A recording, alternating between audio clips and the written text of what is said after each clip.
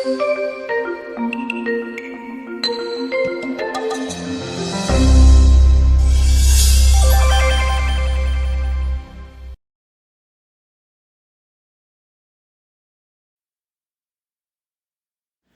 simula ng pagdurusa ng Panginoon ay sa Gethsemane. Kung merong isang very dramatic and very clear beginning of the sufferings of the Lord, it began in the Garden of Gethsemane. Yan po ang ating pag-aaral ngayon, pinamagatan natin, How to Survive Gethsemane. Thank you, Father, for your love and for your care, for your goodness, your mercy, your boundless love for us. Salamat sa pagpapatawad mo sa mga kasalanan namin at ngayon, Panginoon, sa paglapit namin sa iyo, ayaw naming may hadlang. Nais naming ihingi ng tawad ng aming mga kasalanan. Patawarin niyo po kami, linisin, paging dapatin na humarap sa inyo. Nawangin niyo pong salita ang maging gamot ng aming mga sakit, pagkain ng aming espiritu at katawan, at liwanag ng aming isip. Payapain niyo po kami, patahimikin ang aming loob, alisin po lahat ang aming mga alalahanin, palakasin ang aming katawan, patalasin ang aming isip nang kami, Panginoon, makatanggap ng buong-buo niyong pagpapala. Kayong hinihiling namin maging tagapagsalita. Daluyan nawa ng pagpapala niyo ang inyong lingkod, makarating sa lahat naming mga anak mong narito ngayon, umaasam at naniniwalang tatanggap ng pagpapala niyo. May your words straighten up what is crooked. May your words give us light and enlightenment. May your words strengthen us. Father, protect us from lies and falsehood. Protect us from works of evil men and evil spirits. And may we also, Lord, receive protection from you for our loved ones who are not with us right now. At nawa, Panginoon, sa pagpapayapa na aming puso, maging matiwasay kami, tumanggap kami ng inyong mga mabubuting mga salita. At kami naman makapagdala sa iyo ng aming mga handog, mga pasalamat, awit, mga puso na handang magpapuno sa inyong salita at mga pusong handang sumunod sa inyo. Glorify yourself. Bless your people. Thank you, Father. Be with us. Bless us through your words. In the name of Jesus, your Son, we pray. Amen. Katatapos lang po ng tinatawag nating Lord's Supper at ang Panginoon ay nagpunta sa halamanan ng Gethsemane. Matthew 26:36 to 38. Then Jesus went with his disciples to a place called Gethsemane, and he said to them, "Sit here while I go over there and pray." He took Peter and the two sons of Zebedee along with him, and he began to be sorrowful and troubled. Then he said to them, "My soul is overwhelmed with sorrow to the point of death. Stay here and keep watch with me." Matapos ang Panginoon ay magbigay ng mga pahiwatig sa magiging masakit at mahirap na karanasan niya sa krus ng Kalbaryo, ang kanyang mga disipulo at siya man ay nagpunta sa halamanan ng Gethsemane. At sila ay nang makarating sa madilim na lugar na ito, iniwan niya yung karamihan sa may bungad at tatlo pa ang dinala niya doon sa may loob-loob ng garden. Si Peter at ang dalawang magkapatid. At sabi niya, "Manalangin kayo, dito kayo, samahan niyo ako sa panalangin sapagkat ako ay sobrang nababagabag." And then the Lord went further into the garden, and alone he became very sorrowful and very, very troubled. Sinabi niya, "My soul is overwhelmed with sorrow to the point of death." Naranasan na ba nating malungkot na halos ikamatay mo ang lungkot? Yun ang naranasan ng Panginoon. Sabi niya, to the point of death. Sabi niya, "Stay here and keep watch with me." We must note that the highly spiritual and the highly wise could have moments of overwhelming sorrow. Pati si Solomon, sinasabi niya mahirap maging marunong, mahirap maging maraming naaabot ang kaisipan dahil maaaring meron ka ring maabot na lungkot. Lungkot na nanggagaling sa pangunawa, hindi dahil sa kamangmangan. Lungkot na nanggagaling sa mas malawak mong pag-iisip at pagkakita sa mga bagay-bagay. Mga lungkot na hindi nararanas ng mga hindi gaanong nakararating sa malayo ang pag-iisip. Sabi sa Ecclesiastes 2:17 ni Solomon, "So I hated life, because the work that is done under the sun was grievous to me." What can we do to people who we consider are wise or wiser than we, or more spiritual than we are? We've got to understand them.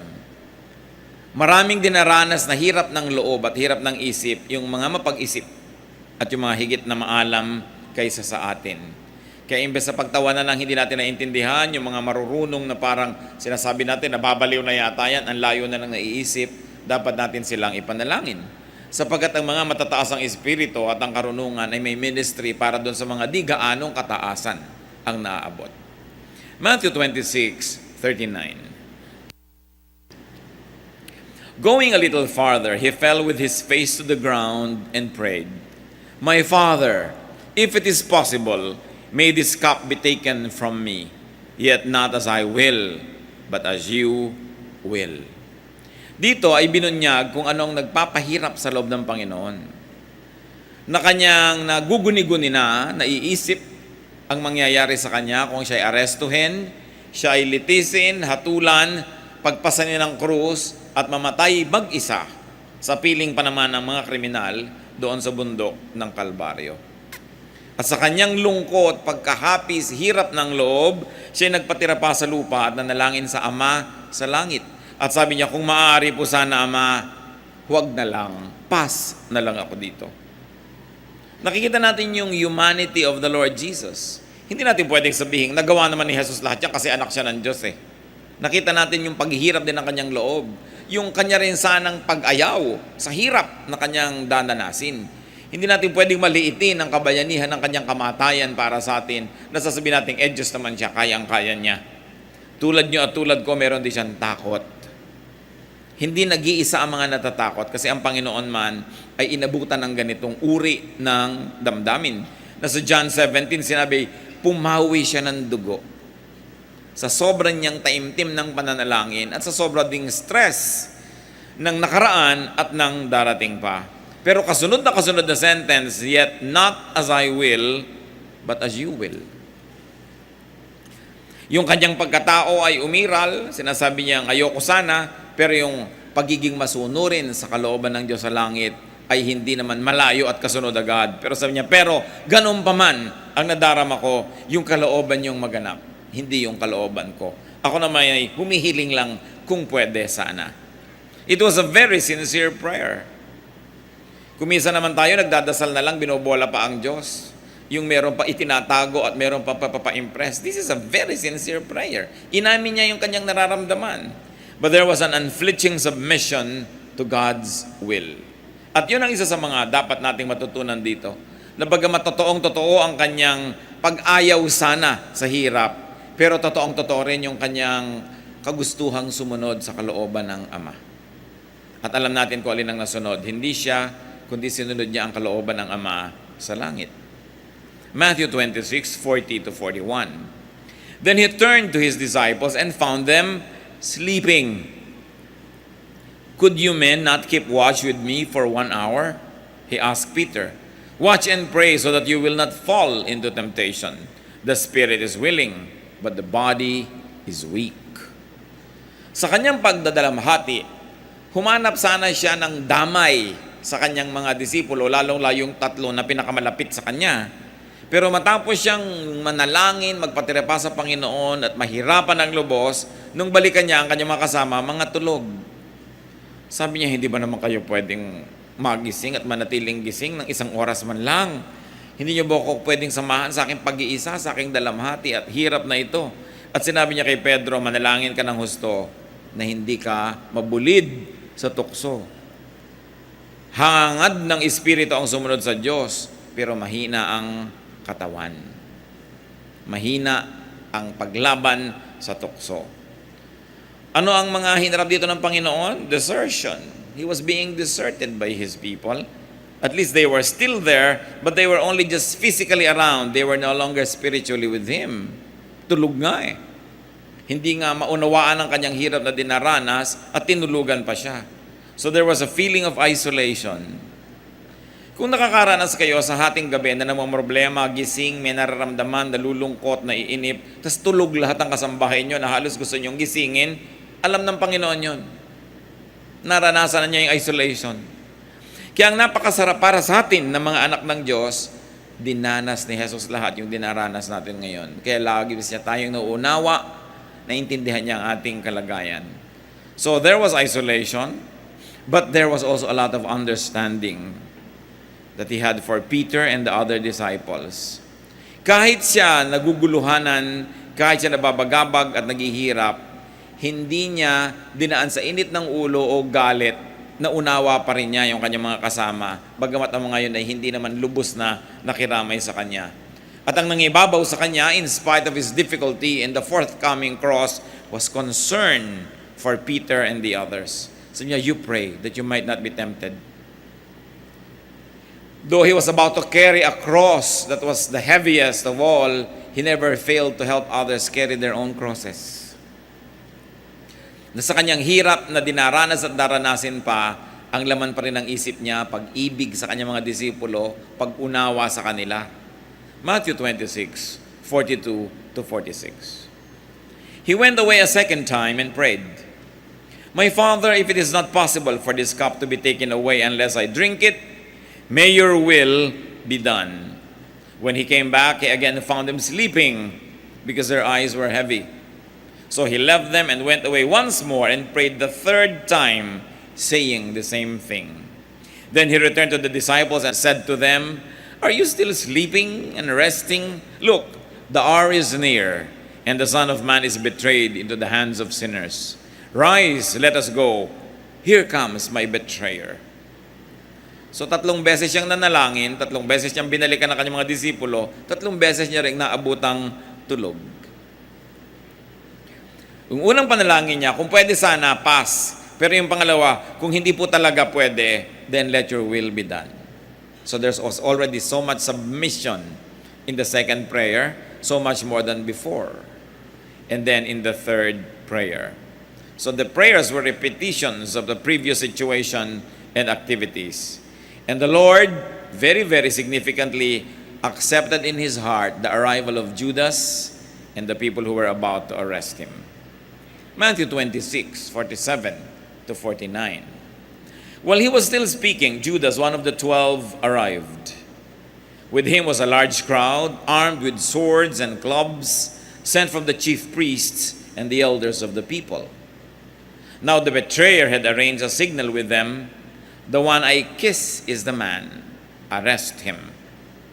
Going at once to Jesus, Judas said, "Greetings, Rabbi," and kissed him.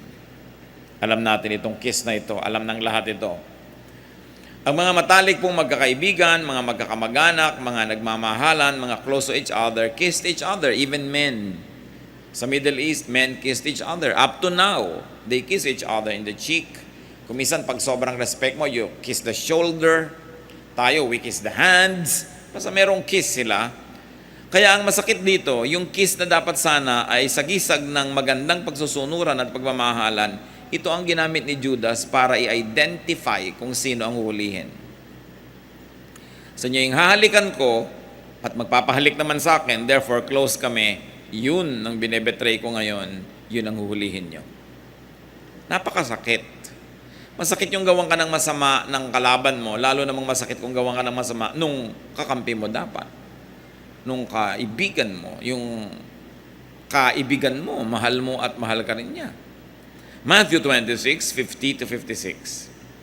Jesus replied, "Friend, do what you came for." Binigyan niya ng permiso si Judas na gawin ang gagawin niya na pagtataksil. Then the men stepped forward, seized Jesus, and arrested him. With that, one of Jesus' companions reached for his sword, drew it out, and struck the servant of the high priest, cutting off his ear. So hindi na nakatiis ang isang kasama, inilabas ang kanyang espada at nanaga at natapyas ang tainga ng katulong ng high priest. Matthew 26, 50 to 56, continuation. "Put your sword back in its place," Jesus said to him. "For all who draw the sword will die by the sword. Do you think that I cannot call on my Father and he will at once put at my disposal more than 12 legions of angels? But how then would the scriptures be fulfilled that say it must happen this way?" At that time, Jesus said to the crowd, "Am I leading a rebellion, that you have come out with swords and clubs to capture me? Every day I sat in the temple courts teaching, and you did not arrest me. But this has taken place that the writings of the prophets might be fulfilled." Then all the disciples deserted him and fled. So one of the disciples resorted to armed defense. Isinakamay na nung isang alagad ng Panginoon yung depensa ni Jesus. Inilabas ang kanyang sandata at siya ay handang pumatay at maaring mamatay para kay Jesus. At natapyas nga ang tainga nung katulong ng high priest. But Jesus restrained and corrected him and taught him the way of peace. Sabi niya, sa palagay mo ba kung kailangan ko talagang ipagtanggol ang aking sarili ay mahirap tumawag ng angaw-angaw, laksa-laksa, pagkarami-rami mga anghel na nakahandaan dyan, tawagin ko lang, sabihin ko na lang na cancel ang project na ito. Sobrang hirap, the angels would rescue Jesus. In that difficult moment, heavenly rescue was available but Jesus did not use it. Talagang buong puso niyang niyakap ang hirap na daranasin niya, bagamat pwede sana siyang ma-exempt. And Jesus reminded and reassured everyone of heaven's authority and power. And this is important. Pag tayo kumakaharap ng hirap, ng gulo, hindi tayo dapat magpanik na akala natin wala ng Diyos, wala ng langit, at hindi na alam ng Diyos ang nangyayari sa buhay natin. Sapagkat lagi niyang alam. At kung ang Diyos ang may padala, lalong tanggapin. Kung hindi man siya ang may padala, pero pinayagan niyang dumating sa atin, dapat pa rin nating igalang yun dahil alam naman ng Diyos ang nangyayari. At sabi ng Panginoon, hindi ganyan ang paraan. Paano matutupad ang mga sinaad ng mga propeta kung iibahin natin? Kailangang matupad sapagkat may misyon ang pagsasakatawang tao ni Jesus. Then Jesus reasoned with the arresting party. Sabi niya, bakit naman kailangan niyo akong takipin ng ganito? May dala pa kayo mga sandat at mga armas. Hindi naman kami manlalaban. Hindi naman kami nagtago kahit kailan. Tuwing nagtuturo ako, kita ninyo, bakit ngayon nyo ako kailangang puntahan dito at sugurin? Nang akala mo ako kriminal o akala mo ako isang rebelde. At matapos yon, pumulas at nagtatakbo at iniwan siya ng lahat ng kanyang mga disipulo. Yun ang mas masakit. The worst cut of all was being betrayed by your friend and being left alone by all the others. What are the lessons from Gethsemane? Bakit kailangang pag-aralan? Bakit binabalik-balikan, lalo sa ganito mga panahon? Gethsemane was a garden at the foot of the Mount of Olives in Jerusalem. Nasa eastern side ng Jerusalem. Pagka kayo ay galing sa Jericho o galing dito sa east of Jerusalem, aakyat kayo ng bundok. At pagkatapos ay lulusong kayo at aakyat uli kayo ng isang bundok. At pag nakita nyo yung susunod na tuktok ng bundok, yun ay in Jerusalem. Pero sa pagitan nyo, malalim na valley, at yun ang Garden of Gethsemane. Yun yung napakataas ng bangin, pagkatapos nandun yung pader ng temple at nandun yung tore na sinabi ni Satanas kay Jesus, tumalon ka. Kasi ang taas-taas talaga nun. Malalim na lambak. It was a very deep valley. Now the name of Gethsemane came from the Assyrian word meaning oil press. Dahil ang Gethsemane, ang nakatanim doon ay hindi mga bulaklak. Yung garden na yon, taniman ng oliba. Olives. Na makikita nyo sa mga Italian food, pizza, ganyan, sa mga Mediterranean food. Sapagkat yung olive, siya ng kanilang ginigiling, dinudurog, at kumakatas doon yung langis na olive oil. Kaya daan-daang mga taon ang mga edad ng puno na nandun sa garden ng Gethsemane. Dito madalas nagpupunta si Jesus, lalo't lalo may mahalaga silang gawain. Kaya alam-alam naman itong si Judas kung saan hahanapin ng Panginoon kahit madilim. Kasi alam niya kung saan nagmi-meet ang mga taong ito. Then and now, Gethsemane can mean grave sorrow. Sorrow of the Lord, sorrow of each one of us, and everybody else for all time. Maaring ang Gethsemane ngayon ay gamitin nating sagisag ng malalim, mahigpit, masakit na kalungkutan, pag-iisa at pangungulila. Gethsemane can mean emotional and spiritual trouble. So pwede natin masabi ngayon, I'm having a Gethsemane moment. Na-stress ako, nalilito ako, Depressed ako. I'm so sad I could die. So it could be the representation of that idea. So it's an emotional or spiritual trouble caused by the prospect and fear of physical threat or suffering or death. Pwede nating i-apply ngayon na ganong kahulugan. Matthew 26:38, ulitin lang natin. Then he said to them, "My soul is overwhelmed with sorrow to the point of death. Stay here and keep watch over me." Gethsemane can mean isolation and aloneness.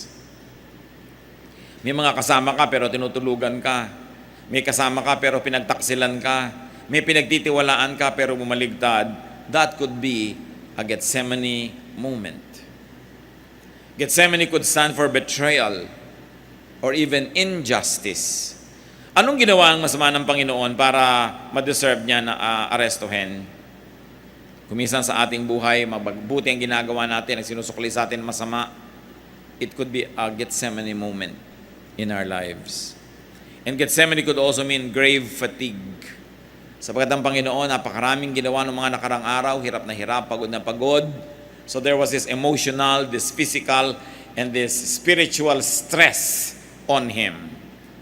But Gethsemane could also mean oil press, as we have said. At hindi siguro aksidente na ganyan yung pangalan ng garden na yan. Kasi yung oliba, kung hindi dudurugin, pipisain, kakatasin, hindi lalabas yung mahalagang langis.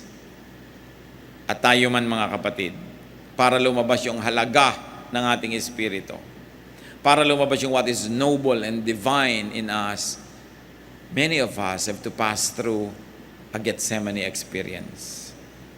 Parang bulaklak na kung natapakan mo't nadurog, ay doon lumalabas ang kanyang halimuyak. Parang nyog na kung hindi mo basagin, pigain na hindi lalabas ang gata na nagiging langis. Tayo mga tao dumaranas ng ganong pagpiga. Kakala mo nagkagiba-giba ka na, nagkawasak-wasak. Yun pala, hinahayaan lang ng Diyos na mangyari yun para lumabas yung iyong halaga. Para lalo mong makita kung anong importante sa buhay. Para lumabas ang gagandahan ng iyong pagkatao. Para tulad ni Jesus, magkaroon ka ng mga karanasan na magagamit mo ngayon para maging blessing ka sa maraming tao. Kasi kung hindi pa tayo kumisa nakakaranas ng hirap sa buhay, hindi tayo nagiging understanding sa mga dumadaan sa hirap. Kung hindi tayo nakakaranas ng matukso, magkasala, magkamali, madalas self-righteous and judgmental tayo. Kaya kung tayo man ay dumadaan sa napakahirap na karanasan, magtiwala kayo, lumapit sa Diyos tulad ng ginawa ng Panginoon at ipagpaubaya sa Diyos ang kanyang ginagawa sa atin, sapagkat kung alam niya ang kanyang ginagawa at tayo naman ay nagsasubmit sa kanyang kalooban, merong magandang kakahinatnan. Ang hirap ay pansumandali, ang kaluwalhatian ng Panginoon ang maghahari kung tayo'y papayag na gawin ng Panginoon ang ginagawa niya. Mahirap man kung minsan yun. Your Gethsemane can turn you from olive to oil, like flour that is crushed. Your fragrance is released when you are crushed. Ayaw natin makrush, ayaw natin madurog. Kung pwede lang sanang mabango ka na lang na bulaklak na hindi nadudurog, why not? Pero kung bulaklak ka, at sinasabi mo, ang bango-bango ko, ang ganda-ganda ko, bakit ako nadudurog? Magtiwala ka na may bangong lalabas mula sa iyong paghihirap. Kung hindi ka magiging rebellious, hindi ka magwawala ng tiwala sa Panginoon at ipapaubaya mo sa Panginoon ang iyong kalagayan. So lahat tayo dumadaan sa Gethsemane experiences. Parang kumisa nag-iisa, tinalikuran ng lahat, pinagtaksilan, nahihirapan, walang makaunawa, nalulungkot, nababagabag. Let's see how Jesus survived Gethsemane.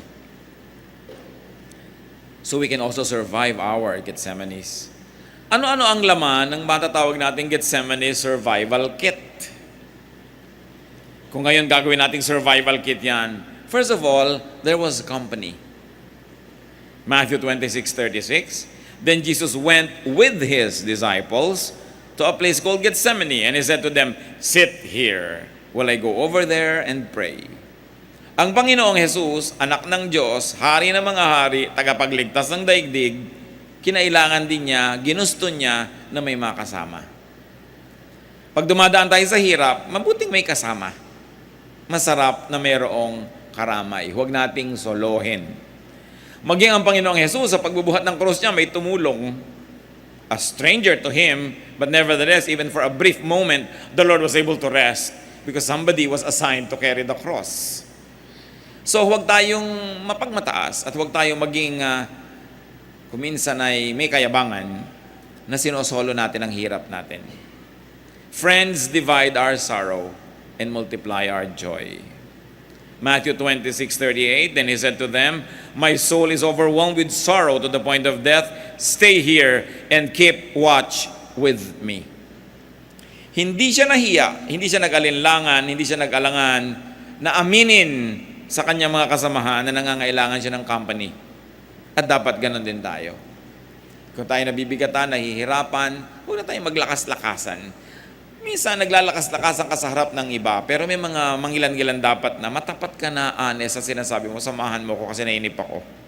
Samahan mo ko kasi lungkot na lungkot ako, nalilito ako, naguguluhan ako, natutulog ka, masarap yung may nagigising ako, gising, kwentuhan mo ako. Dahil naiinip ako. Nangyayari sa atin yun paminsan-minsan. Sabi ni Solomon sa Ecclesiastes 4:9, "Two are better than one, because they have a good return for their work." Mas mainam na may kasama kaysa wala. So you make and you keep friends. Importante yon, that you make and you keep friends. Even the Lord Jesus needed and wanted company. So have company, especially in Gethsemane moments. Kumisan dahil may kasama tayo, may kausap tayo, nalilimutan natin yung hirap. At yung mga hirap ng loob, yung mga inip, even sometimes suicidal tendencies, hangin lang yun na dumadaan, kailangan lang makalampas na ikaw ay naiwang buo pa. Kaya kailangan pag dumadaan yung hangin na yun, may nakakapitan kami, kasama ka. And what's important, brothers and sisters, give company to people in their Gethsemane moments. Nanay mo naiinip, sige na, magtiyaga ka na gumising, kwentuhan mo na lang. Kumisan, ikwento mo nga anak yung ganun, hindi naman talaga interesado yun sa kwento, gusto lang may kausap, gusto lang may kasama. Kahit nga putol-putol yung sentences, walang sense, nakikinig pa rin yun, kasi gusto niya may kasama. Maraming mga magulang nagagalit sa mga anak pag ginagabing umuwi, hindi dahil mahigpit, kundi dahil namimiss kayo. Ganon din yung mga wives, yung galit na galit sa husband na ginagabi. Kumisan hindi lang maamin na miss na kasi kita. No? Kaya nalulungkot kasi ang tao. At tayo may pananagutan sa isa't isa. Lalong-lalo ito ay strong moment mo ngayon, dapat naghahanap ka naman ng sino kayang nalulungkot, sino kayang naiinip, sasamahan ko naman. Hindi ko mo maganda ang pakiramdam mo, mag-isa ka na lang matutulog, mag-enjoy ka dahil ganado ka sa buhay. Paano yung mga nalilito, yung nalulungkot? Ang mga malalakas, may ministry sa mga mahihina. Sa pagdarating ang panahon, ikaw naman yung mahina, may magmi-minister naman sa'yo. Panapanahon lang ng pangangailangan, panapanahon lang ng pagpapalit ng papel sa buhay. At very important, katulad ng sinabi nitong Panginoon na nakita niya, tulog na naman yung mga disciple niya, there should be understanding and acceptance like Jesus of His friends' human frailty. Kung minsan meron kang need, sobra ka nagiging demanding, dapat mo ring isipin na may kahinaan din yung tao kahit nagme-minister sa'yo. May sakit ka, nakatulugan ko nagbabantay, kaysa maghalit ka dyan at magsisigaw, unawain mo na pagod na siguro. Kaya ako gising kasi maghapon naman akong tulog ng tulog dahil pasyente ako, ito nagbabantay sa akin, nakakatulog, uunawain. Kasi kung minsan nangangailangan ka na ng tulong ng kapwa, dadaanin mo pa sa init ng ulo, naiinis sa'yo, lalo kang lalayasan. Wala ka lalong katulong at kasama sa buhay. So inuunawa mo. Mga kapatid, kahit tayo may karamdaman, kahit tayo nangangailangan, may pagkukunan pa rin tayo ng pangunawa kung gusto nating mangunawa at umunawa. Kung minsan lang, kung mapasyente ka, ikaw yung may sakit, akala mo entitled ka na sa lahat ng tantrum mo. Na entitled ka na sa lahat ng init ng ulo at galit. Pero kahit ka pa nangangailangan tulad ni Jesus, meron tayong pagkukunan ng kakayahang umunawa kung pipiliin nating maging maunawain. At kung hindi natin pipiliin na maging star because you are the one who deserves the attention. Accept your loved one's human failings. It's very important. Psalm 103:14, For He knows how we are formed. He remembers that we are dust. Naaalala ng Panginoon kung paano tayo nilikha. May kakambal na lupa, yung Espiritu ng Diyos, at hindi niya nililimot. Sa niya ay lupa kasi, nagkasala, nagkamali, kinapos. At yung ganun pang unawa ng Diyos sa atin, hindi lang natin dapat ginagamit para tayo yung maunawaan, kundi ginagamit din natin sa pag-unawa natin sa kapwa. Kung sila yung kinakapos at sila yung nagkakamali. Another element of the Gethsemane survival kit of Jesus, prayer. Matthew 26:36, Jesus went to Gethsemane to pray. We are strongest when we are at prayer. So, paulit-ulit siyang nanalangin, hindi para ulit-ulitin yung panalangin niya para may points, kundi talagang yun ang laman ng puso niya. Kaya tuwing siya makikipag-niig sa Ama sa langit, yun ang nasasabi niya. It was a prayer again and again, but not the usual repetition of pagans to earn points from repetition. The Lord was repetitious because there was nothing else in His heart but what He was praying for. And you know that it was a sincere and honest prayer. What can we learn from this, brothers and sisters? That when we face a Gethsemane moment, we pray. You don't complain, you pray. Pag nag-complain ka, lalong magiging negative ang feeling mo. You don't allow fear to overtake you, you pray. And one of the things we can learn is to pray with and to pray for people in their Gethsemane moments.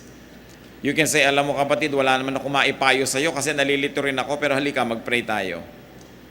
You don't always have to give wise words to people who are troubled because sometimes we don't have the wise words. You are not always wise, you are not always filled with inspiration, you are not always strong, but you can always pray with the person who needs your help. Ako rin nalilito, halika mag-pray tayo. Ako rin nangihina ngayon, halika mag-pray tayo. At hindi yan last resort, it must be the first resort. Because we are strongest when we pray. And when we pray, umaayos ang ating isip. At hindi man mabago ang sitwasyon, nababagong isip natin. Lumalakas ang ating espiritu, natatanggap natin yung hindi natin kayang baguhin, at nababago natin yung dapat at pwedeng baguhin. Another element in the survival kit is submission to God's will. Pag ikaw, kapatid, ano man ang hirap na dinaranas, tinanggap mo na pinayagan yun ng Panginoon, lalo't alam mong yun ang gusto ng Panginoon para sa'yo, para ka siguro ituwid, o para ka i-train, para ka palakasin, pag tinanggap mo na yon, gagaan na yon. Bumibigat lang pag nilalabanan. Humihirap lang pag nakikipagtunggali tayo sa Espiritu ng Diyos. Nagkakaroon lang ng giyera kasi ayaw mo pang sumuko. Alam nyo, paano natatapos ang giyera? Pag nanalo ka na, o pag sumuko ka na. Mananalo ka ba sa Diyos? Kaya sabi ni Lord, huwag sana, Ama, ayoko sana, pero yung gusto nyo ang masunod. Paano naman mananalo yung son sa father? Kaya sabi niya, yung gusto mo na lang ang susundin ko. Kaya nahihirapan tayo sa mga problema natin kasi kung minsan lumalaban tayo sa alam nating gusto naman ng Ama na mangyari sana sa buhay natin. Alam mo na mali yung gusto mo, ipaglalaban mo pa. Gulo talaga yan. Pero matatapos ang gulo pag sumuko na tayo. Alangan namang Diyos ang sumuko sa atin, tayo dapat ang sumuko. At pag tinanggap mo na yon, gumagaan, lumuluwag. Paano natin natatanggap yung kalooban ng Diyos? This requires knowledge of God's will. Dapat alam mo kung ano ang gusto ng Diyos para sa iyo. It's important to know God's will.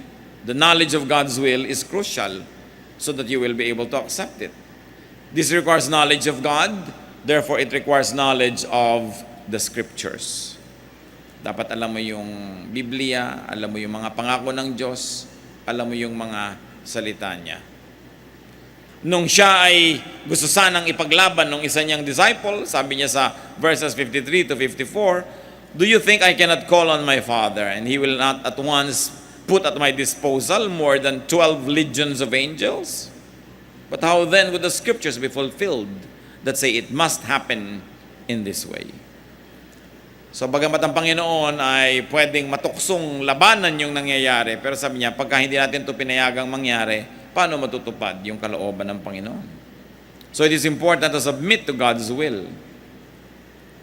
Never forgetting that heaven knows what's going on in your life.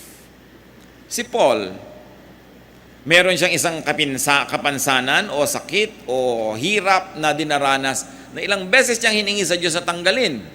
Ang tawag niya dito, thorn in his flesh. Pero sabi ng Diyos, hindi ko tatanggalin. Pero tinanggap na lang ni Paul. 2 Corinthians 12:9, But God said to me, My grace is sufficient for you, for my power is made perfect in weakness. Therefore I will boast all the more gladly about my weaknesses, so that Christ's power may rest on me. Sabi ng Panginoon, huwag ka nang humingi na tanggalin yung problema mo. Sapat ang grasya ko para dalhin mo yung problema mo all your life. Kaya sabi ni Paul, kaya ipagmamalaki ko pa ngayon tong kahinaan ko. Kasi dahil sa kahinaan ko na ito, bakit ako nakatayo pa? Dahil tinutulungan ako ng Diyos. So yung aking kahinaan nagiging patunay na ang Diyos ay nandyan at tinutulungan ako. Kasi kung yung kahinaan ko lang nandyan at wala yung tulong ng Diyos, matagal na ako nawala sa ministry, matagal ko na hindi kinaya. Pero nandito pa ako, hindi dahil wala akong kahinaan, kundi dahil may Diyos na tumutulong sa kahinaan ko. Kaya sabi niya, lalo kung ikagagalak ang aking mga kahinaan kung ganito, na nagiging dahilan nito para maluwalhati ang Diyos at makita ang pagkilos niya sa aking buhay. After you have prayed hard, after you have done what you could, accept God's will and accept what God allows. Change the situation or change your attitude. And in that case, you will have peace. And you will survive your Gethsemane moment. What else was in the survival kit? There was a lot of godliness and calmness and composure. May problema na nga, magpapanik ka pa. May problema na nga, dadaanin mo pa sa gulo.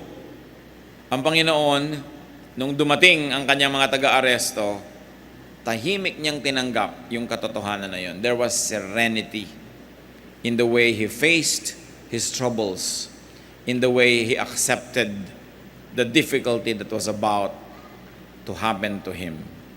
Sabi niya, huwag kang lumaban, balik mo ang iyong sandata sa kanyang lalagyan, hindi tayo ganyan. So pagka meron po tayo mga problema, mga kapatid, what's the point in being violent? Ang anak mo biglang hindi pumasa sa exam, dun mo pa ngayon pagsasasampalin at pagbububugbugin, what will you get? Baka mapatay mo, o baka lumayas, o baka magtampo sa iyo buong buhay. Hindi naman na-solve yung problema, hindi pa rin siya papasa. At hindi magiging inspirasyon yon para pumasa siya sa darating na panahon. What's the point? Nadadaanin mo sa dahas. Let God's peace rule your life, especially if there is so much trouble. Inaaway ka na, mang-aaway ka pa, anong kakawian? Minura ka na, mumurahin mo rin, saan pupunta? The only feasible answer to trouble is a peaceful spirit. Because the only way that you could win over trouble is by being peaceful, not by being more troublesome. Because troublesome attitude begets a troublesome reaction. At hahaba lang ng hahaba ang gulo. Ang pinakamagandang paraan, payapa, tahimik, matiwasay na pag-uugali. Philippians 4:7, the peace of God, which transcends all understanding, will guard your hearts and your minds in Christ Jesus. Nais kong bigyan ng diin ito. Kung tayo ay naguguluhan, natatakot, nababagabag, hirap ang loob, ang kailangan natin, the peace of God. And the peace of God transcends all understanding. Read another way, it says, the peace of God tells you to be peaceful when you have all the reason to be troubled. The peace of God tells you to be friendly when the entire environment provokes you to be violent. The peace of God makes you do the impossible. And in doing the impossible, you allow God to work. So practice serenity. Pray for serenity. Choose serenity. When you are provoked, you have two choices. Maging katulad ka niya o ibahin mo yung approach. Sa palagay niyo, sinong magwawagi? Yung makapa-Diyos na pamamaraan. Kaya ang sabi ng Panginoon, pinupuwersa ka maglakad ng 1 mile? Sabi mo, 2 miles na lang gusto mo. Hinihingi yung jacket mo, sabi mo, sando ko, gusto mo rin? Kasi pag natanggal na niya lahat yung gusto niya sa'yo, ano pang kukunin niya? Wala na, tahimik na. Kaya lang kayo patuloy na nag-aaway, ayaw mo ibigay. So ibigay mo yan, matatahimik. Mahirap isipin yun. Paano naman yun? Di nawalan ako? Exactly. Pag pinaandar natin yung sarili nating pangatwiran, doon talaga lalong gumugulo ang buhay. Kasi kung minsan, sa paggawa mo ng baligtad, doon mo nagagawa yung dapat mangyari. Para yung istorya nung araw ng elementary grades, ako, ewan ko kayo, baka ibang panahon na kayo nag-contest daw yung araw at saka yung hangin. No? Kung sino ang makakapagtanggal ng jacket nitong taong ito. Nagyabang yung hangin. Ako makakatanggal niyan. At talagang pinalakas yung hangin para lumipad yung tao, lumipad yung jacket niya. Pero habang gumiginaw, lalo namang talagang pinakasikip-sikipan ng tao yung jacket niya dahil maginaw. So ano mang lakas ng hangin, di niya nakuha yung jacket. Yung araw naman ngayon, pinainit niya yung araw, andali, di naghubad ng jacket yung tao. Kasi mainit So pagkapilit mong inaagaw, lalo hindi ibibigay sa'yo, there must be a way. Mga mag-asawa, 20, 30 years ang mag-asawa, away pa rin ang away, hindi kayo nakakakita ng paraan how to have a peaceful life. Kung lagi nyo nalang pag-aawayan, kung gaano kalamig ang aircon, o kung gaano kalakas ang ventilador, tinatamaan ba kayo o hindi, no? Nakahiga kayo sa iisang higaan. Mag-isip-isip kayo, solve nyo yan. Alam nga namang abutin kayo ng 70-year anniversary, nag-aaway pa rin kayo dahil sa electric fan. Babaw naman nun. Hindi kayo magkasundo kung gaano kaasim ang sinigang. Patay ba o bukas ang ilaw pag natutulog kayo? Mag-asawa kayo na magkasama sa buhay. Dapat kayo makahanap ng peaceful way to resolve this. And the only way is to give way. Gusto mo hanin ng ilaw? Pagdating niya bukas, may laser talaga. Pagkalakas-lakas na laser, kung gusto mong ilaw, baka naman sakaling umayaw. No? Pero hindi sa pagpipilit ng gusto natin, kundi sa pagbibigay sa kapwa. Meron yun na himala. Yun lang gumagawa nun. Ang nakakadiscovering meron pala. Sa pagpapaubaya, dun kung minsan natin nakakamit yung gusto natin. Pero ang sincere na pagpapaubaya, willing talaga magpaubaya. Hindi gimmick mo lang para manalo ka in the end. But really, sincerely. Maraming pamamaraan ng Panginoon na baligtad. So, it's only love that can conquer hatred. It's only peace that can conquer trouble. So practice and choose serenity. Why do I say choose?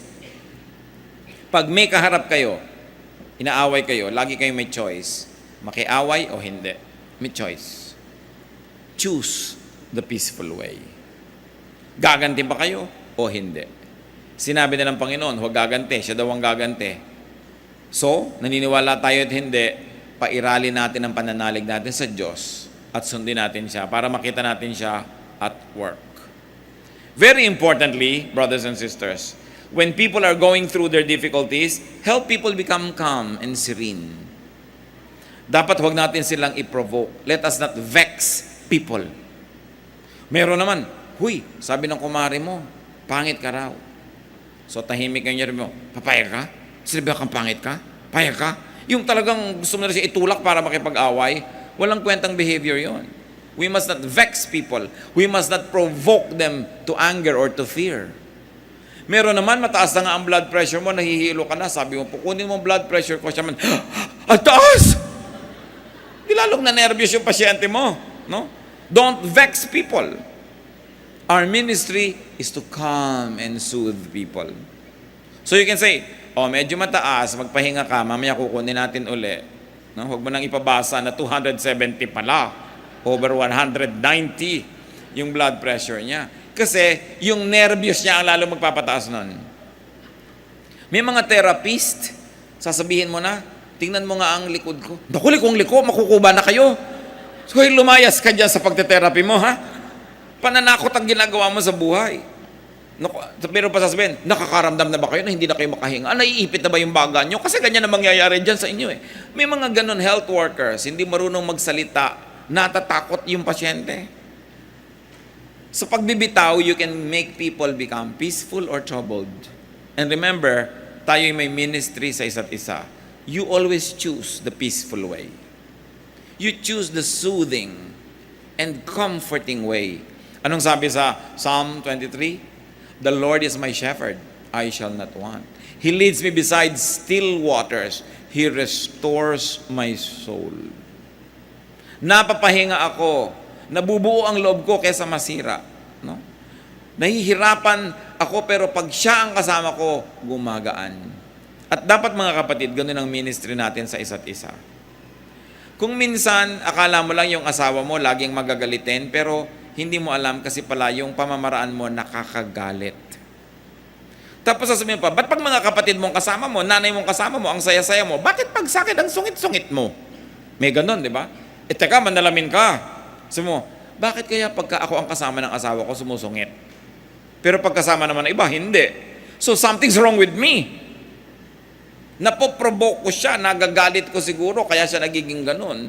So sa halip tayo magtampo na magtampo, isipin mo, what do I do wrong that turns this gentle creature into a beast pagka ako na ang kausap? Na meron din tayong pananagutan sa ganyan, dapat nating isipin. Do not vex people. Careful with your words and with your actions. Isa pang laman ng survival kit ng Panginoon sa Gethsemane is a lifelong training and discipline in spirituality. Maliit pa lang siyang bata, nag-train na. Train up a child in the way he should go, and when he is old, he will not depart from it. So sanayin natin ang sarili na maging madalanginin, na maging mapaniwalain sa mga katuruan ng Panginoon. Para kung mamimili tayo, kung magduda o maniniwala, automatically naniniwala tayo. Nanimili tayo kung tayo maguguluhan o magpe-pray, automatically nagpe-pray tayo. Tumatahimik ang ating buhay. At kahit hindi natin nasimulan yan nung bata pa tayo, nothing is too late. Walang too late. So train in solitude. Learn to be comfortable with yourself and in aloneness. Kung minsan kahit gusto mong may kasama, at gusto kang samahan nung gusto mong sumama sa'yo, malayo siya, may duty siya, hindi niya magagawa. So bagamat masarap na laging may kasama kung nangangailangan, pero kung wala ka na rin kasama, learn to be comfortable with yourself and learn to find solace and strength even in aloneness. Because the truth is, you are never really alone. How can you be alone when the Holy Spirit of God lives in you? How can you be alone when the Father is with you wherever you go? So nobody is really alone. Another lesson, let people have solitude. Pag ang tao namang problema, gusto mapag-isa, bigyan natin ng pagkakataon. Gusto matahimik, huwag tayong tanong ng tanong. Mga kapatid, huwag tayong tanong ng tanong. Pag hindi bino-volunteer, huwag kayong magtatanong. Halimbawa, may magte-text sa inyo alas 2 ng umaga, help me, I'm having a very grave problem, pray for me, pray for me. Tapos hindi naman sinabi kung anong isasagot nyo? What is your problem? That is vexing. That is troubling. Because probably the person doesn't want to tell you, but the person only wants to be prayed for. So yung makadiyos at dissenting tao, imbes mong tanong, anong problema mo? Sabi lang, I'm with you in prayer right now. I'm praying. And then you say, I pray that God will give you strength, anchorage, guidance, faith, whatever. In other words, matatamaan na ng prayer nyo kung ano man yung kalagayan niya na hindi nyo na siya kinorner at pinilit magsabi. Kasi may mga tao gusto lang magpa-pray pero hindi na nila gustong i-share kung ano yon. Respect that. Huwag kayong tanong ng tanong. Merong umiiyak, ba't ka umiiyak? Lalong napayak. Ba't ka nga umiiyak? Ayaw nga sumagot. Shut up. Di ba? Ayaw sabihin sa'yo. Manahimik ka. Kasi may panahon para magsalita siya pag komportable na. In that case, hindi ka na nagiging agent of comfort. Nagiging ka na lang, naglalaro ka ng power. Gusto mong mapalabas para malaman mo. Because information is power. When you know, you think you're powerful. That's why we try to know secrets. That's why we try to know what is not being given us, so that we can have power over the person. But remember, we are going to minister, not to play power. Mahalaga na iniregalang natin yung mga ganong bagay. When people like to talk, you don't need to ask them. They will. Mag-asawa, wala yung isa, dumating. Tanong ka pa na tanong, nasan si ano? Wala na nga baka nag-away. Diba? Naghampasa sila ng bintana. Gusto ba sabihin pa niya sa iyo, naghampasan kami ng bintana, happy ka na? Nakita mo na nga, ako na lang dumating dito, tanong ka pa ng tanong. Di ba? Yung dapat yung mga tao, ilagay yung curiosity nila sa dissenting lugar. Hindi lagi nag-uurirat. So train yourself in restraint, in godliness, and in faithfulness. Luke 21:19, by standing firm, you will gain life. In Timothy 4:7, train yourself to be godly. Hindi nangyayari automatically, we have to practice. 2 Peter 1:5, make every effort to add to your faith goodness, and to goodness, knowledge, and to knowledge, self-control, and to self-control, perseverance, and to perseverance, godliness. So do not tempt and provoke people to be unrestrained. Huwag natin silang kakantiin, kikilitiin, gagalitin. Pag kinausap mo dapat ang tao, kumakalma siya. Then the Spirit of God is in you. We all face and experience our Gethsemanes. Kanya-kanya tayo ng dala sa buhay. Kanya-kanya tayo ng hinaharap ng mga hirap. Kumisan sobrang bigat, kumisan naman hindi masyado. Panapanahon. Learn from Jesus, who had the ultimate Gethsemane experience. Hebrews 2:19. Because he himself suffered when he was tempted, he is able to help those who are being tempted. Pag dumarating tayo sa hirap, natetempt tayo na tumalon sa ilog, maglaslas ng pulso, uminom ng lason, natetempt tayo mag-drugs, maglasing, natetempt tayo na gumawa ng something crazy just to get out of our problem, think that Jesus went through all kinds of temptations and He understands your situation now and your great help comes from Him. Lumapit kay Jesus, magpatulong sa Kanya. At kung tayo'y dumaranas o nakaranas na ng mga hirap, meron na tayong ministry to minister to those who are just going through that difficulty right now that you have already graduated from. Let your experiences make you better, not bitter. Kailangan makatulong ka sa mga tao, kaya hindi nagkakaroon ng kawalang halaga. Kung ang mga hirap nating dinaranas ay magiging qualification natin to help people, then even the difficulties you go through can be turned by God into blessings. And we can be instruments of God. So huwag mo sabihin na hindi ko deserve ito, bakit ako nahihirapan? For all you know, God could be training you to be a good counselor. Maraming ganun Sabi nga ni Lord, si Paul daw, he will suffer for my name's sake. Meron siyang mga pinapayagang dumaan sa dusa. Pero may magandang dahilan.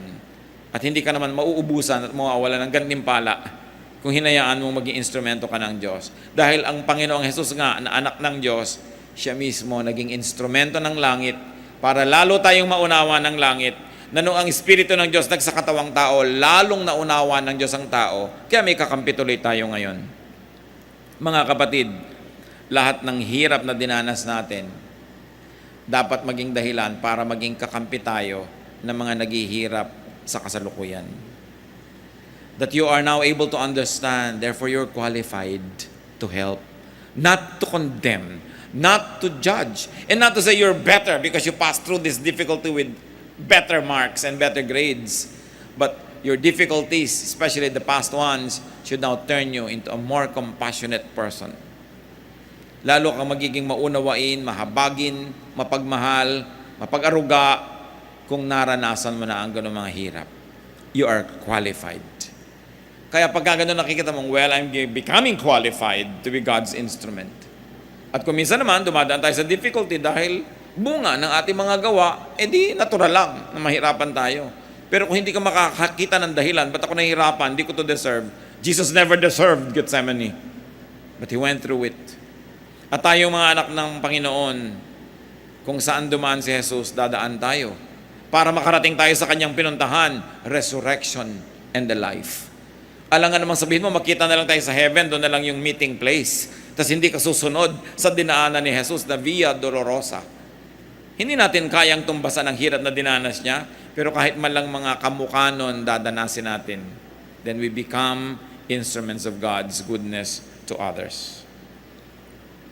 1 Peter 2:21, Christ suffered for you, leaving you an example that you should follow in His steps. Not only in His steps in difficulty, but in how He faced such difficulties. It's very important that we call on God and that we trust God. And if you are going through Gethsemane right now, transcend it by God's power. Don't stay there too long. Look forward to your resurrection, because even Gethsemane was just one night in the Lord's life. And after that, the difficulty of the cross, 3 days of death, and then never-ending eternal life and glory. This is the destiny of those who follow in the path of Jesus. Salamat, Ama, dahil kahit dumaraan kami sa mga hirap, nauna ng daanan ng iyong anak na si Jesus ang mga hirap na ito.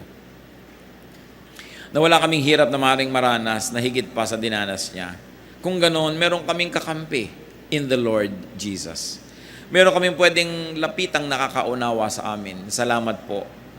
At Ama, salamat sapagkat ang iyong anak na si Jesus, nauunawaan kami. At sa pamamagitan niya, nakakalapit kami sa inyo, nahuhugasan kami ng kanyang dugo, at nakakakuha kami ng lakas sa kanyang karanasan. Turuan mo kami na maging mumunting mga Jesus din sa mga kapwa namin na maaari naming tulungan, na kami naman ang panggalingan ng lakas na sa iyo naman talaga nagmumula. Allow us to be instruments of blessings and goodness. Be at peace with God. Spend some moment in silent prayer.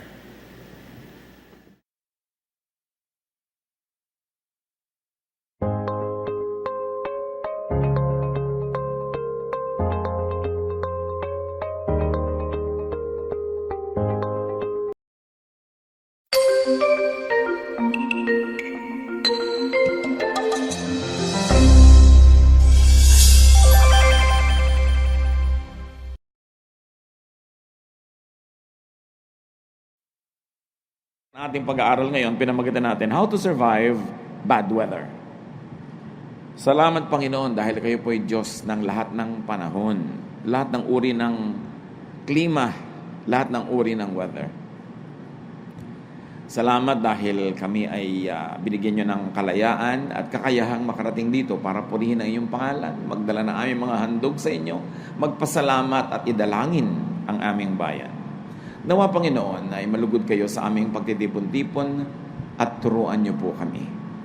Palawakin niyo pa ang pagkaunawa namin sa inyong kahiwagaan, lalo kung paano kayo kumikilos sa kapaligiran, sa kalikasan na kayo rin ang lumikha.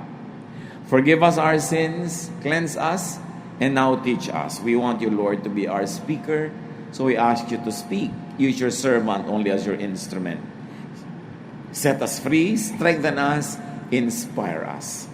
Meanwhile, Father, we rest in your love, we rest in your peace, and we ask you, speak to us. In the name of your Son, Jesus, we pray with thanksgiving.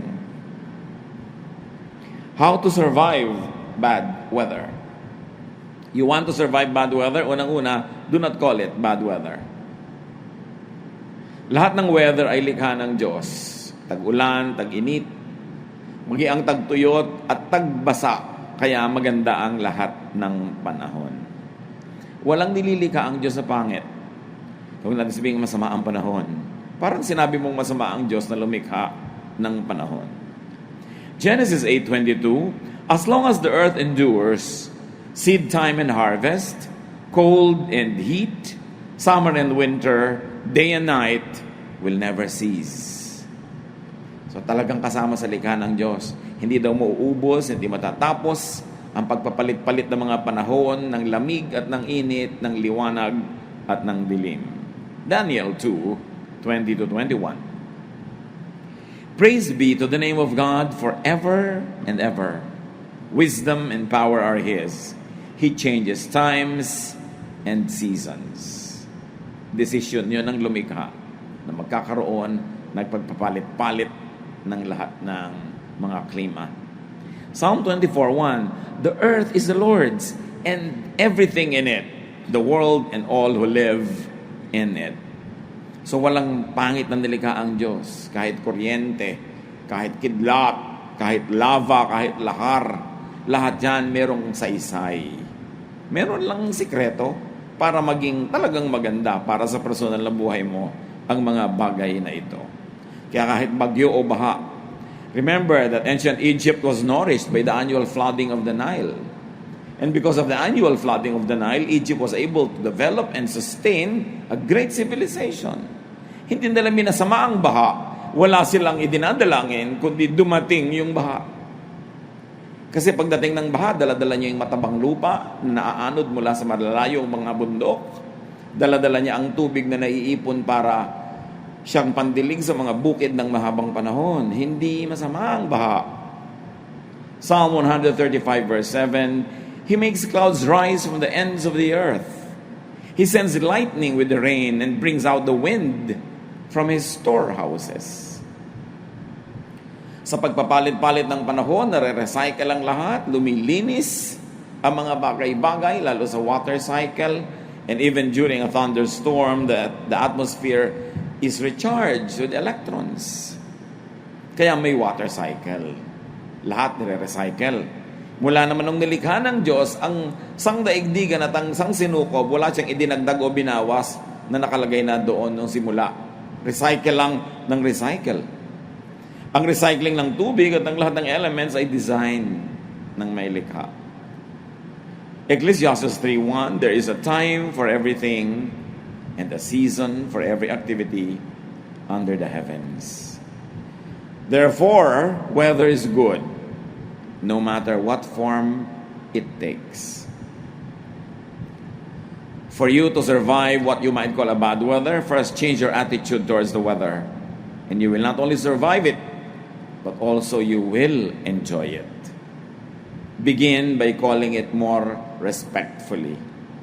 Pwede natin masabihin na maulan ang panahon, hindi yung masama ang panahon. Hindi yung masungit ang panahon, pwede masabihin mahangin ang panahon. Pero panahon na masungit. So parang negative agad yung attitude mo, paano ka mabe-bless? Kahit naman ayaw mo o gusto, nandun yung panahon na yan. Respect the weather. Yun naman ang batas ng nilikha ng Diyos, ng sang nilikha, respect. Re-respeto mo lahat. Respeto mo yung kuryente, huwag mong hipuin nang hindi ka mamatay. Or huwag kang tumungtong sa tubig na maaaring merong talop na kuryente. Kaya ka naman namamatay Pang-energy naman yun hindi pang patay. Kaya lang, nalalagay ka kuminsan sa maling lugar. Bad lang ang effect pag mali ang timing o placement ng tao. Halimbawa, babaha. Nagiging bad weather yan pag nakakalat ka sa dadaanan ng tubig o ng baha. Maaanod ka. Matthew 7:26-27, a foolish man builds his house on sand. The rain came down, the streams rose, and the winds blew and beat against that house, and it fell with a great crash. Hindi naman tayo kailangan lumayo na sa Biblia mismo. Sa mga turo ng Panginoon, binibigyan na tayo ng turo how to build a house. So pag sinasabi mong it's a sin, for instance, to kill someone because you're breaking God's law, now here is Jesus' law about building houses, might you also be able to call sin pag nagtayo ka ng bahay sa dadaanan ng baha? Kasi hindi mo ginagalang yung law, natural law. May religious law, merong moral law, merong natural law.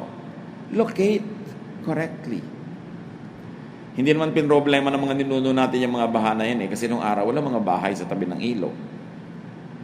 At lagi nga natin binabanggit, may bahay man nun, matataas ang silong, may mga halige, bumahaman, dumadalang yung tubig. Kasi dadaan lang naman yun Kaya naman nagtatagal lang ngayon, walang madaanan kasi tinayuan na ng bahay lahat, tinambakan ng mga ilog, ginarangan ng mga drainage. Kaya ang tagal-tagal tuloy ng tubig. Nagmumukha tuloy bad yung flood. Ang actually merong bad planning ang mga tao or walang planning. Pag nasa labas ka halimbawa ng silungan, nasa labas ka ng tahanan sa oras ng bagyo at ulan at baha, magmumukha ngang bad yung weather. Kasi mababasa ka. Pwede kang mapahamak.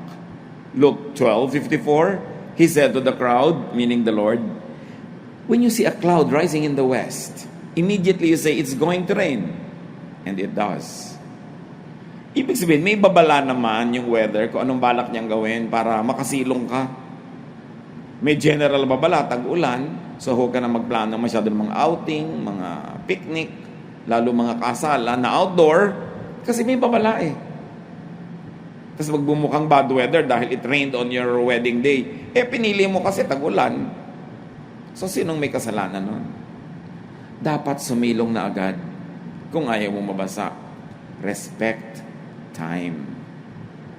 Observe good timing. Jeremiah 8:7, even the stork in the sky knows her appointed seasons, and the dove, the swift, and the thrush observe the time of their migration. Migration of birds and fish for warmth, even for breeding.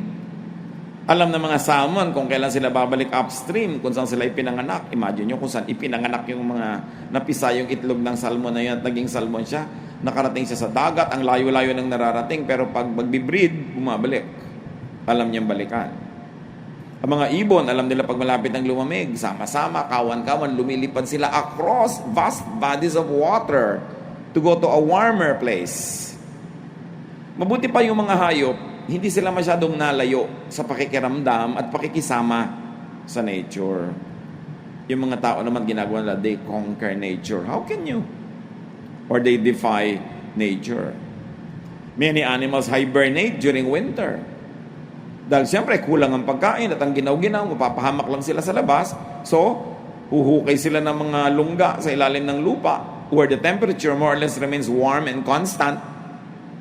May mga yelo naman nasa ibabaw. And then they sleep the winter away. So they don't need a lot of energy because they don't have a lot of food and they are warm. Ang mga hayop at halaman sumasabay sa panahon. Pati ba nga palaka, alam nila kung kailan magbe-breed pag umuulan. Kaya ang ingay-ingay ng mga lugar na may mga palaka. Plants shed their leaves in autumn and sleep out the winter. It's almost like hibernating too.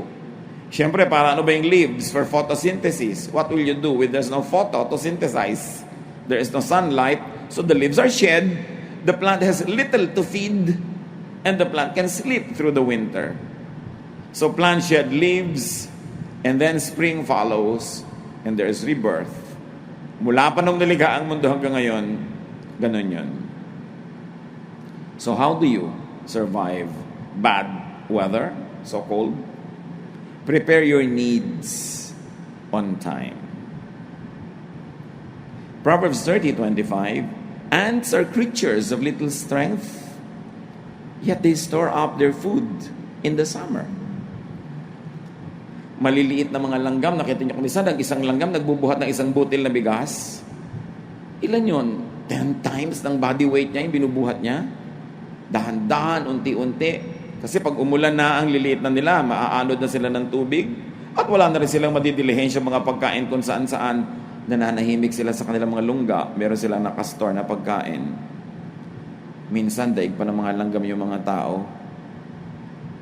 Inaabutan ng dilubyo, walang pagkain sa bahay kasi wala nakastore.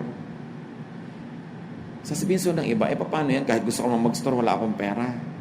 Diba? Kahit ayoko naman tumira doon sa dadaanan ng tubig, saan ako titira? Sa Malacanang Palace. Dinadaanan din yun ng ilog. Paano yan kung wala ako kayanan? Yan nga mga kapatid ang pananagutan natin kuminsan, hindi lang individual, collective. As a race, the human race mismanages the race, the civilization, the people, the towns, the cities. Kaya collectively, we suffer. Pwedeng personally, hindi mo choice yan. Pero choice ng humanity. May mga greedy. Therefore, dapat yung evenly distributed resources, nasa konting bulsa lang, marami tuloy nagugutom. Kaya racial yung kasalanan, hindi lang individual. Buong human race may pananagutan sa pagpapulyot ng ating mga lupa at hangin at mga ilog, sa kasakiman ng mga developers at pakikikutsaba ng mga government people, yung mga hindi dapat tayuan ng mga building, tinatayuan, lahat tayo nagdurusa. At yung mga sakim na marami mga nakikikbak, sila yung hindi nagdurusa. Pero syempre, their hearts are fattened for a day of slaughter. May araw din ang lahat. Dahil ang Diyos ay Diyos ng katarungan. Pero meron tayong dapat matutunan.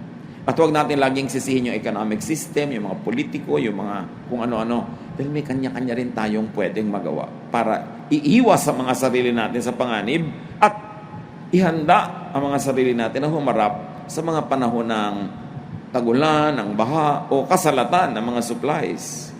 Kita nyo yung mga prutas, summer fruits are loaded with water. Alam kasi ng singkamas, alam ng melon, alam ng pakwan na ang tag-init ay tuyot na tuyot. Kaya ang mga prutas nila, ang daming tubig. At pati tayo, nakikiinom ng tubig nila. Inaagaw nga natin sa kanila eh. Primitive peoples respected the seasons and planted in season. Alam nila kung kailan magtatanim. Pati ang mga badyaw, ang mga sama dilaot, titingnan lang nila yung galaw ng tubig sa dagat. Alam nila kung pwedeng pumalaot o hindi. Ginagalang nila. Nakikiisa sila sa kapaligiran. Ecclesiastes 3:1-2, there is a time for everything and a season for every activity under the heavens. There is even a time to plant. So do not go against time. Kaya naman, meron tayong mga weather forecasters o hindi mainam na lumipad ang mga aeroplano, therefore cancel the mga flights. Nakikisama ka sa panahon. Hindi mo pwede ipagpilitan ang gusto mo. You want not only to survive, but also to enjoy nature. Respect the laws of nature, especially the seasons. Alam mo, pagkapanahon ng mga tag-ulan, marami nagkakasipon, nagkakaubo. So how do you prepare yourself? Drink lots of nutritious juices, eat nutritious food, have enough sleep, para kahit maubuhan ka ng katabi mo sa LRT o sa jeep or wherever, sa elevator, meron kang lakas sa loob. Hindi ka mahahawa agad. Luke 21:29-30. Look at the fig tree and all the trees. When they sprout leaves, you see for yourselves and you know that summer is near. So adjust to nature. Do not defy it. May mga signals ang nature. Benefit from and enjoy nature. The laws of life do not apply only to nature. They also apply to all elements and facets of living. So kanina pinag-uusapan natin mga kapatid, natural bagyo, natural ulan, natural tag-init, tag-araw, natural lindol, pero marami pang ibang mukha itong mga bagyo at baha. There are emotional, social, spiritual storms, and floods, which is really what I want to discuss. Kung may baha ng tubig, may bagyo ng hangin, may baha at may bagyo din ng luha. May baha din at may bagyo, mayroong unos ang ating damdamin. Maraming bagyo, hindi lang physical, may emotional at may spiritual. At pareho rin ang prinsipyo, how to survive. Ano-ano yung mga bagyong emosyonal at mga spiritual? Failure. Mga kabiguan. Daig pa nga kumisan niya ng bagyo. Being rejected. Feeling rejected by your own parents. Feeling rejected by your own spouse. Being rejected by the one you love. Being rejected by an institution or an employment. Parang bagyo yan. Illness. Death of our loved ones. Bereavement. Bagyo lahat yan. Baha lahat yan. Loneliness and depression. Fear. Hopelessness. And other trials. Dumarating din yan. May panahon din yan, may season. Pag inobserbahan natin, may season din yan. Hindi random lang lagi. James 1:2-3. Consider it pure joy, my brothers and sisters, whenever you face trials of many kinds, Because you know that the testing of your faith produces perseverance. The same principle. Huwag mong tawaging bad luck, huwag mong tawaging bad life, bad whatever. Sabihin mo lang, kasama talaga ng buhay. Natural. Pag nagkikita kayo, mayroong paghihiwalay. Natural, may ipinapanganak, may mamamatay. May mga panahon ng kasaganaan at may panahon ng kasalatan. Kumisan parang walang reason, pero may unseen reason siya. Tulad ng pagtrato sa physical na bagyo at baha, respect emotional and spiritual storms and floods as also parts of life that God designed. Mas maagang tanggapin natin mga kapatid na ganun talaga ang buhay. May araw na masaya, may araw na malungkot. Ganun talaga ang negosyo. May panahon na malaki ang tubo, mayroong panahong lugi-lugi. Mayroong panahong sobrang lugi. Ganun talaga ang pag-ibig. Kumisan ang saya, kumisan ang lungkot. Ganun talaga. Lahat ng nagaganap, hindi nagaganap ng walang permiso ng Diyos. What's happening is either God's perfect will for you when you obey Him, or God's permissive will when you or your loved ones or people who affect your life don't obey Him.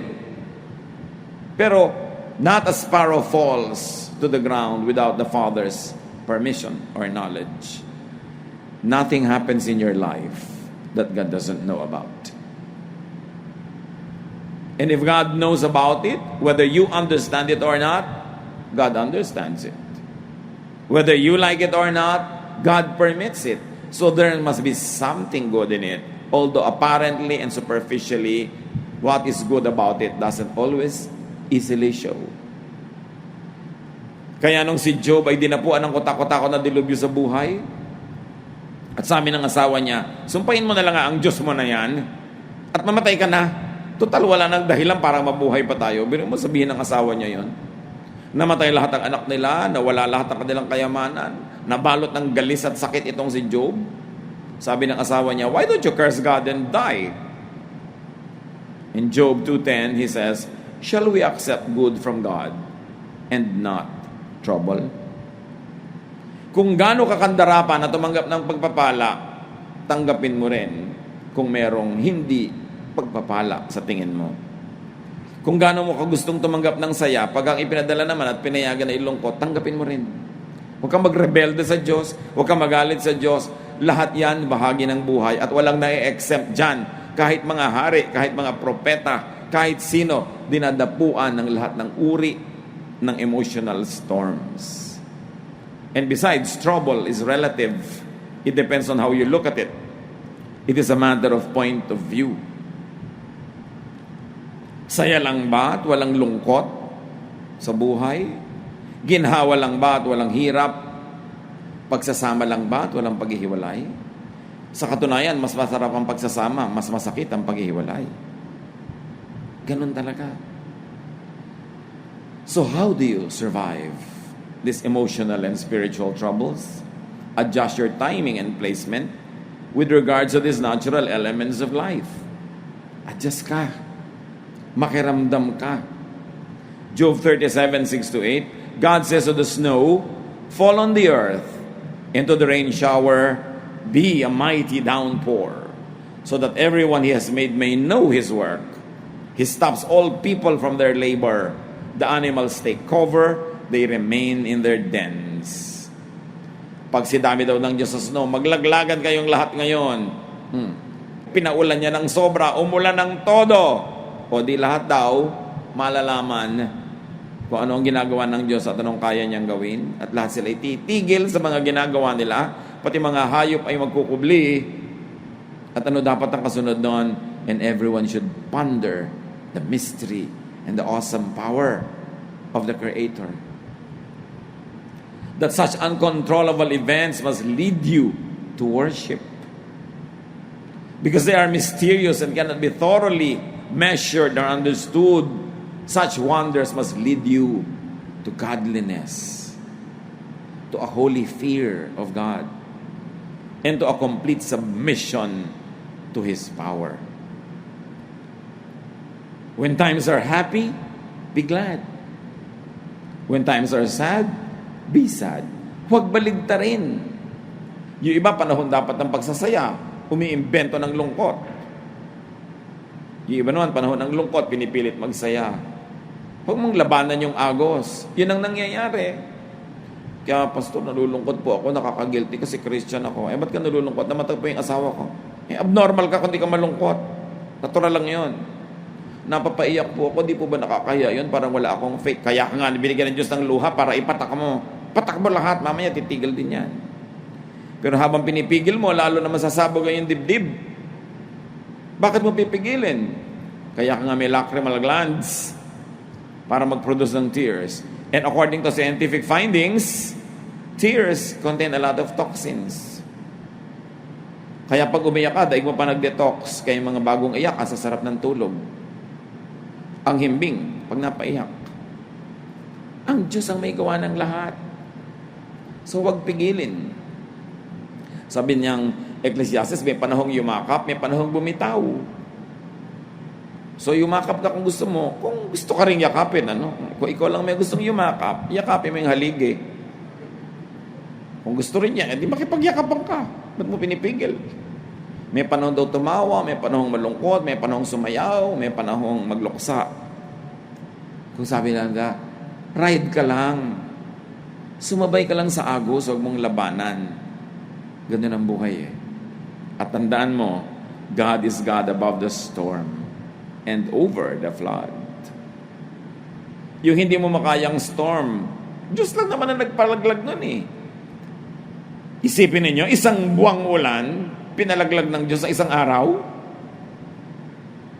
Kaya niya. Paano kung isang taong ulan, pinalaglag ng isang araw? Lalo ka mag-worship. Huwag ka magreklamo, huwag ka magalit. Anong laban mo doon? Mag-worship ka? Sundin mo ang kanyang kalooban, surrender to God's will, and honor Him. And pray that you might be spared. Psalm 107 verse 29, He stilled the storm to a whisper. The waves of the sea were hushed. Hindi ba lahat ng mga sinasabi sa Psalm ginawa ni Jesus? Ang lakas ng hangin, lakas ng bagyo, sinaway lang niya, tumahimik bigla. Ang maganda nun, God can still you also. Kung ang bagyo, ang hangin, ang alon na patatahimik, ano man ang bagyo mo sa loob ng dibdib mo ngayon, kapatid, kaya rin niyang patahimikin ng Diyos. Kaya sa Diyos ka lumapit. Sa Diyos ka umasa. Ang Diyos ang bigyan mo ng kaluguran. Mas madali naman payapain ang loob mo kaysa isang buong dagat. But nothing is too great for God to do. Kung minsan ang nakikita lang natin yung physical na storm mas mahihirap yung storm sa loob. Walang kwenta yung hirap ng katawan, ang mahirap, hirap ng loob. At kung paano pinapayapa ng Diyos ang lahat ng mga elemento na yan na nasa labas ng ating katawan, lalo niyang pinapayapa yung ating espiritu, yung ating puso, yung ating damdamin, kung magpapasakop ka. Kung hahayaan mong tumalab sa iyo yung kanyang salita, kung susundin mo ang mga utos niya. So how do you survive bad weather? Physical or spiritual weather? Don't call it bad. Take shelter in God, who is God over the weather. Proverbs 18:10, the name of the Lord is a fortified tower. The righteous run to it and are safe. So yan ang pangalan ng Panginoon. Yun lang bang pangalan niya? Yung kahulugan ng pangalan niya, yung kanyang mga katangian, mga kanyang katuruan, daig pa nun ang matibay na muog. Alam niyo nung araw, kaya may mga tower, ang mga kaharian, usually sa mga tower na yan, mga fortresses, merong balon sa ilalim. Para kung may dumadating na mga kalaban, yung mga mamamayan, tumatakbo sila papasok doon sa loob ng muog na yon, isasara yung mga pinto nun, may tubig sila doon kahit hindi sila palabasin ng kalaban ng ilang buwan. Meron sila doon mga tinatago mga pagkain para may makain sila. At yung mga pader, ang tibay, hindi tabla ng mga pana, ng mga kung ano-anong mga sandata. At yun daw ang pangalan ng Panginoon. Pag may dumadating na bagyo, lalo na yung emosyonal, spiritual, sa Kanya ka tumawag. Doon ka kumuha ng shelter sa pangalan niya, sa Kanyang turo. Dahil dapat, hindi pa dumadating yung bagyo, sumusunod ka na sa katuroan niya. So, hindi mo na kailangan tumakbo pagdating ng bagyo kasi actually, nando ka naman sa loob ng uog na yun, anytime, every time. When you live in the center of God's will, you don't even have to run into that stronghold because you are within the stronghold. Kaya pwede tayong maghanda. Kung hinahanda mo physically ang bahay, ang silong, ang lugar para sa bagyo, ihanda yung kalooban, laging sumunod sa Panginoon. Napaka-importante na ang kanyang mga diwa matupad sa ating buhay. Psalm 32 verse 7, You are my hiding place. You will protect me from trouble and surround me with songs of deliverance. Kanino ka kukubli? Sa Panginoon. Because God can give you protection also. Don't run into the tower only after, but also before the flood. Kita nyo yung mga iba natin mga kababayan, mabababa pa yung bagyo, ang baha, pinapalikas na, ayaw. Kung kailan lubog na yung bubong at sisingap-singap na sila, sasama rin pala sa rescue, hindi pa agahan. Ganon din tayo kumisan, di ba? Susuko ka rin lang naman pala sa Panginoon. Magpapaligtas ka rin. Ba't aantayin mo pa na halos malagot lang yung hininga bago ka lang sumunod? Agahan mo na. Bakit aantayin mo pa na grabe na ang kalagayan mo bago ka matauhan at sumunod sa Diyos? Agahan mo na. Alam niyo kung bakit hindi umaalis yung mga kababayan natin sa bahay nila agad? Kasi nanghihinayang sila sa kanilang earthly possessions. Baka may magnakaw pag umalis sila. Anong mga pinanghihinayangan natin kaya ayaw nating lumapit agad sa alok ng Diyos na iligtas tayo? Iligtas tayo sa mga kamalian, iligtas tayo sa mga maling relasyon, sa mga maling gawain, dahil may pinanghihinayangan din tayo, di ba? Pero kahit ganong panghihinayang nyo dyan, kahit ganong kalaki ang pagpapahalagan nyo, pag talaga nanganganib na yung buhay nyo at sobrang grabe na, susuko din naman tayo sa Diyos, agahan na lang. Para konti lang yung damage. Remember, timing and placement can keep you safe. Lumugar. Know God. Follow God. Rely on God. Psalm 46, 1-3. God is our refuge and strength, an ever-present help in trouble. Therefore, we will not fear, though the earth give way and the mountains fall into the heart of the sea, though its waters roar and foam, and the mountains quake with their surging. So God is our refuge and our strength. Sino ang malakas? Sino ang secure? Yung maganda ang relasyon sa Panginoon. Kahit maapektuhan ka ng physical flood, maapektuhan ang iyong mga physical belongings, pero ang mahalaga yung emotional and spiritual life mo intact with the Lord. Isaiah 25:4, You have been a refuge for the poor, a refuge for the needy in their distress, a shelter from the storm and a shade from the heat. For the breath of the ruthless is like a storm driving against the wall and like the heat of the desert. Maraming sumasalakay sa ating kapayapaan, sa ating katahimikan, and the Lord, the name of the Lord, is our strong tower. So take comfort in ease and rest. In times of hardship and trouble, take comfort in the kingdom of God within you.